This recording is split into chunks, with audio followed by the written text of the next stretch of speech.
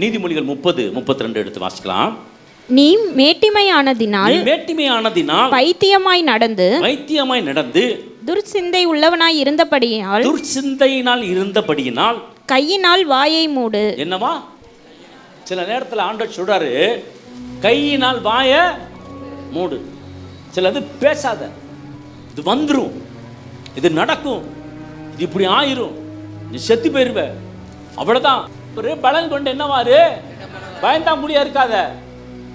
ஐயோ என்னோட பிள்ளை வாழ்க்கை எப்படி கவலைப்படாதீங்க. உங்க பிள்ளைகள் கர்த்தரால் போதிக்கப்பட்டிருப்பார்கள். நீ திடமனதா இருந்து நீ போகும் இடமெல்லாம் புத்திமானாய் நடந்து கொள்ளும்படிக்கு இதை விட்டு என்ன செய்யாத, இடதுபுறமோ வலதுபுறமோ என்ன செய்யாத, விலகாத. கர்த்தருடைய வார்த்தையில் நிலைத்திருங்க. கர்த்தர் உங்களை ஆசீர்வதிப்பார். நான் இன்னைக்கு ஜெபம் பண்ணியிருக்கேன், இன்னைக்கு நான் வேதம் வாசித்திருக்கேன், நான் ஆண்ட சமூகத்தில் இருந்திருக்கிறேன், அதனால கர்த்தர் என்னை ஆசீர்வதிப்பார். நிச்சயம் உங்களுக்கு வேண்டும்.